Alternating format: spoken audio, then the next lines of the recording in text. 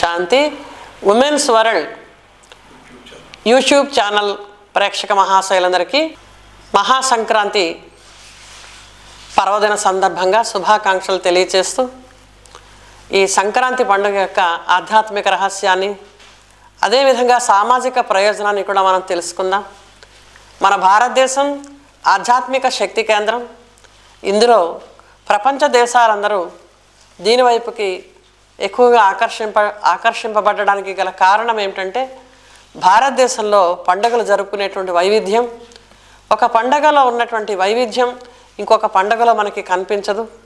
365 రోజులకి 366 పండుగలు ఉన్నాయనడంలో అతిశయోక్తి లేదు. అటువంటి భారతదేశంలో మనం ఈ ఉత్తరాయణ కాలం ప్రారంభమైంది డిసెంబర్ 21వ తారీఖు నుంచి. అలాగే డిసెంబరు 16వ తారీఖు నుంచి మొదలవుతుంది. నెలకంటి పెడతారు. అంటే ఆ రోజు నుంచి ముగ్గులతోటి రంగవల్లులతోటి అలికినటువంటి ఆవు పేడతో అలికినటువంటి వాకిళ్లతో మంచి వరిపిండి బియ్యంతో ముగ్గులు వేసి చాలా సుందరంగా మనకి కంటికి కనిపించే విధంగా వాకిళ్ళు కనిపిస్తూ ఉంటాయి. అందులో పూర్వకాలం అయితే ఆవు పేడతో గొబ్బిళ్ళు పెడుతూ ఉండేవారు. బంతిపూలు పూసేటువంటి ఈ చల్లని సుగంధమైనటువంటి వాతావరణంలో ఆ గోమయానికి బంతిపూలు అలంకరించి పసుపు కుంకుమలు వేసి దాన్ని లక్ష్మిగా భావిస్తూ వాకిళ్లలో పూజించేటువంటి ఈ ఆచారం ఈ సంక్రాంతి పండుగకి మనం చాలా సర్వసామాన్యంగా చూస్తూ ఉంటాం. సంక్రాంతి పండుగ విశేషంగా 4 రోజులు జరుపుతారు. అందులో భోగి పండగ అంటే భోగి అంటే ఆ రోజు భోగి మంటలు వేస్తారు. ఆ భోగి మంటలు వేసే రోజున చలికి స్వస్తి చెప్పే విధంగా ఆ చుట్టుపక్కల ఉండేటువంటి పూర్వకాలం పల్లెటూళ్ళ విషయం నేను చెప్తున్నాను. ఆ పల్లెటూళ్ళలో ఎవరైనా ఇల్లు ఖాళీ చేసేసి ఉన్నా, విరిగిపోయిన తలుపులు ఉన్నా అవన్నీ తీసుకొచ్చేసేవారు. తీసుకొచ్చేసి వాటిని మంట కింద తెల్లవారుజామున రాత్రి 2 గంటలకే మంట వేసేవారు. ఆ మంటల్లో పెద్ద పెద్ద చెట్ల దుంగలు కూడా వేసేవారు. అవి కాలుతున్నప్పుడు ఆ చలికి కాగుతూ అక్కడే వేడి నీళ్ళు కాచుకునేవారు. అవి తీసుకువెళ్ళి మళ్ళీ ఇళ్ళ దగ్గర భోగి స్నానం చేసేవారు. భోగి స్నానానికి కూడా చాలా గొప్ప విలువ ఉంది.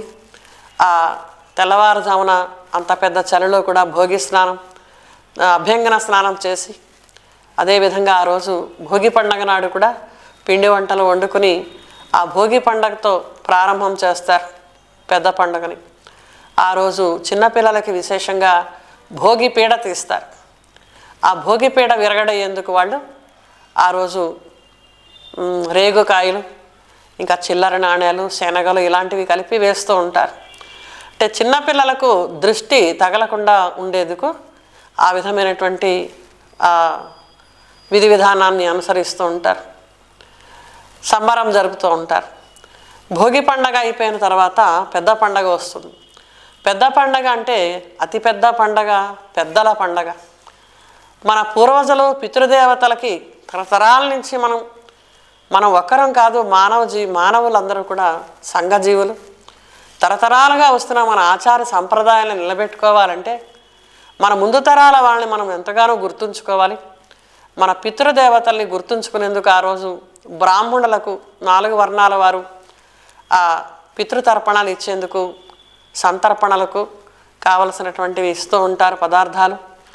అదేవిధంగా భోజన పదార్థాలను ఆకుకూరలు కాయగూరలు అన్నీ కూడా ఆ బ్రాహ్మణులకు దానం ఇస్తూ ఉంటారు.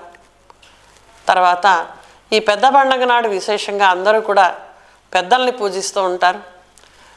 పెద్దలకి మూల బట్టలు పెట్టడం అనేది ఒక ఆచారంగా ఉంటుంది. అంటే పెద్దవాళ్ళని తలుచుకుని వాళ్ళ యొక్క వారసత్వాన్ని మేము అనుభవిస్తున్నామని వాళ్ళని గుర్తు చేసుకుంటూ ఈ విధంగా పితృదేవతలను ఆరాధించడం ద్వారా వంశాభివృద్ధి జరుగుతుందని మన పూర్వీకులు చెప్తూ వచ్చారు.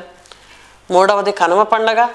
కనుమ పండగ నాడు ఇది ఎక్కువగా రైతుల పండగ కాబట్టి భారతదేశం వ్యవసాయ ప్రధాన దేశం కాబట్టి ఎక్కువగా కృషి ప్రధాన దేశమైనటువంటి మన భారతదేశంలో రైతులకు అత్యంత ప్రియమైనటువంటి పండుగ ఈ భోగి, సంక్రాంతి, కనుమ. పెద్ద పండగ నాడే సంక్రాంతి పండగ నాడు పెద్ద పండగను కూడా అంటారు, సంక్రాంతి పండగను అంటారు. సంక్రాంతి అంటే సూర్యుడు మకర రాశిలో ప్రవేశించేటువంటి సమయం అది. అంతవరకు సూర్యుడు మనకి దూరంగా ఉంటూ భూమి శీతలంగా ఉంటుంది. ఎప్పుడైతే మకర రాశిలో ప్రవేశిస్తాడో ఆ రోజు నుంచి సూర్యగమనం మళ్ళా తేజస్సుగా మారి ఆ మాఘమాసం వైపుకి మనం ప్రచండమైనటువంటి సూర్యకిరణాలతో వైశాఖ మాసం రావడానికి ఈ సూర్యుని కిరణాలు చాలా వాడిగా వేడిగా అయిపోతాయి. అంటే ఉత్తరాయణ కాలం ముగించేలోగా ఈ పండగను ఈ మన సంక్రాంతి పండుగను జరుపుకొని తర్వాత కనుమ పండగ, ఈ కనుమ పండగ నాడు మనం చూసినట్లయితే ఇనుము అంటారు. అంటే శరీరానికి ధాతువులు ఇనుము ఎక్కువగా కావాలి కాబట్టి ఆ మినప పదార్థాలతో చేసినటువంటి పిండి వంటలను తినడం అనేది, అరిసెలు ఇలాంటి సాంప్రదాయబద్ధమైన పిండి వంటల్ని వండుకొని పక్కవారికి అందరికీ పంచుతూ సంక్రాంతి పండగ చాలా ఆనందంగా జరుపుకునేటువంటి పండగ. ఈ భోగి మంటలు ఎప్పుడైతే వేస్తారో ఈ 2 నెలలు ఈ శిశిర ఋతువులో వచ్చేటువంటి పొగమంచు కూడా బాగా కరిగిపోయి ఆ రోజు నుంచి వాతావరణంలో ఉష్ణత అనేది ప్రారంభమవుతుంది. ఈ చలికాలం అంతా కూడా కఫము, దగ్గు, ఈ నెమ్ములతోటి శ్వాసకోశ నెమ్ములతో బాధపడే వాళ్ళందరూ కూడా ఈ ఉపశమనం కోసం ఎదురు చూస్తూ ఉంటారు. మనం నార్త్ ఇండియాలో ఇంకా చలి మార్చి దాకా ఉంటుంది కాబట్టి హోలీ పౌర్ణమి దాకా వాళ్ళు ఈ మంటలు అప్పుడు వేస్తారు వాళ్ళు. మనం భోగి మంటల రూపంలో పర్యావరణాన్ని ఉష్ణము కలిగించే విధంగా, శీతలాన్ని హరించే విధంగా, మంచు హరించే విధంగా, ఎందుకంటే మంచు కురవడం ద్వారా ఇప్పుడు మామిడి పూతలన్నీ వస్తాయి, అవన్నీ కూడా నల్లగా మాడిపోతాయి ఆ మంచు వలన. అలా అవ్వకుండా ఉండేందుకు ఈ భోగి మంటలు వేయడం వలన పర్యావరణం వేడిగా తయారవుతుంది. ఇక ఆచార సంప్రదాయాల్ని మనం అనుసరిస్తూ 4వ రోజు ముక్కనవ రోజున ఎడ్ల బండిల పోటీలు ఇవన్నీ కూడా పెడుతూ ఎడ్ల బండిలను చాలా సుందరంగా రంగురంగుల అలంకారాలు చేస్తూ కన్నుల విందుగా మనం పల్లెటూళ్ళు వెళ్ళినట్లయితే కోడి పందాలు ఇలాంటివన్నీ కూడా మనం చూస్తూ ఉంటాం. ఇవన్నీ పూర్వకాలం చేసేటువంటి ఈ క్రీడలు ఇవన్నీ కూడా అందులోనే వాళ్ళు ఆనందిస్తూ సుఖశాంతులతో ఉండేవారు.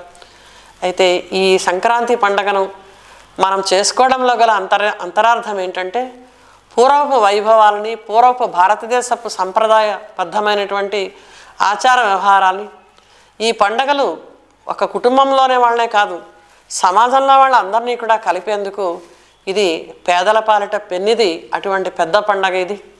పేదలు కూడా ఎంతో సుఖశాంతులతో చేసుకునేటువంటి పండుగను మనం తిరిగి అందరూ పల్లెటూళ్ళకి ఎక్కువ వెళ్ళిపోతూ ఉంటారు. అయితే ఈ భోగి మంటలతోటి భోగి పిడకలు వేసి ఆవు పేడతో చేసిన పిడకలు పెద్ద పెద్ద మాలలుగా చేసి అవన్నీ కూడా మంటల్లో వేసి పర్యావరణాన్ని చాలా శుద్ధి చేస్తారు ఆవు పిడకల యొక్క పొగతోటి. ఈ విధంగా మనం సామాజిక ప్రయోజనాన్ని ఆశించి కూడా మన పెద్దవాళ్ళు ఎన్నో రకాలుగా మనకి బోధపరుస్తూ వచ్చారు. అలాగే రేగుపళ్ళు అనేవి కూడా ఒక ఔషధీయపరమైనటువంటి పళ్ళు కాబట్టి వాటి జాతిని అంతరింప చేయకుండా అవి భోగినాడు భోగి పీడ తీసేందుకు ఉపయోగిస్తారు. అలాగే రాబోతున్నటువంటి మాఘమాసంలో మాఘపు ఆదివారాలు రథసప్తమి నాడు కూడా ఈ జిల్లేడాకులు ఈ రేగుపళ్ళు కూడా ఉపయోగించి స్నానాలు చేయడం అనేది ఒక ఆచారంగా పెట్టారు. అంటే ఆ రోజుల్లో ఇలాంటి కాంక్రీట్ బాత్రూంలో ఎవరు స్నానం చేసేవారు కాదు. మనకందరికీ తెలిసిందే బయల ప్రదేశంలోనే స్నానపానాలు చేసేవారు, నదీ ప్రవాహాల్లో, నదుల ఒడ్డుల్లో. ఆ రేగుపండు యొక్క జాతి అంతరించకుండా ఉండేందుకు స్నానం నెత్తి మీద ఆకు పెట్టుకుని చేయమని చెప్పారు. ఆ గింజ వెళ్ళి మళ్ళీ మొలకెత్తి దాని సంతతి వృద్ధి అవుతుందని మన పెద్దవాళ్ళు అంత లోతుగా దీన్ని ఆలోచించారు. అలాగే సంవత్సర కాలం అంతా రైతన్నలు ఎంతో శ్రమపడి అన్నదాతలై అందరి యొక్క ఆకలి తీర్చేటువంటి మన రైతన్నలు వాళ్ళందరూ సంతోషంగా ఉంటూ ఈ పండుగను జరుపుకుని వాళ్ళ పిల్ల పాపలతో సుఖ సంతోషాలతో ఉంటారు. అయితే ఫస్ట్ ఈ లక్ష్మీదేవి పండుగగా చెప్తారు. ముందు ధాన్యలక్ష్మి ఇంటికి వస్తుంది. ధాన్యలక్ష్మి ఇంటికి రావడంతోనే ధైర్యలక్ష్మి కూడా వస్తుంది. ధైర్యలక్ష్మి వస్తే ఇంటికి సంతానలక్ష్మి వస్తుంది. అల్లుళ్ళు, కూతుళ్ళు, కొడుకులు అందరూ వస్తారు. తద్వారా వాళ్ళందరికీ ఎంతో సంతోషంతో అన్ని సదుపాయాలు కుదిర్చి సంక్రాంతి బహుమతులు ఇస్తారు. మానవ జీవితంలో మానవ సంబంధాల్ని ప్రేమానురాగాలతో నిలబెట్టడమే ఈ మానవ జీవితంలో వచ్చేటువంటి కష్టసుఖాలకు ముక్తి. మానవ జీవితము ముక్తి, మరియు జీవన్ముక్తితో కూడుకున్నట్లయితే అదే పరమ సోపానం. ఇది మానవ జీవితానికి అంతకంటా మించిందేమీ లేదు. అందుకే జయలక్ష్మి, మోక్షలక్ష్మి ఇలా చెప్తూ ఉంటారు. అష్టలక్ష్ముల్ని ఆహ్వానిస్తారు. మనకి ధాన్యము ధనంతో సమానం. ఇక లక్ష్మీదేవి సంక్రాంతి లక్ష్మిగా ఆమెను మనం అందరం పూజిస్తూ ఉంటాం.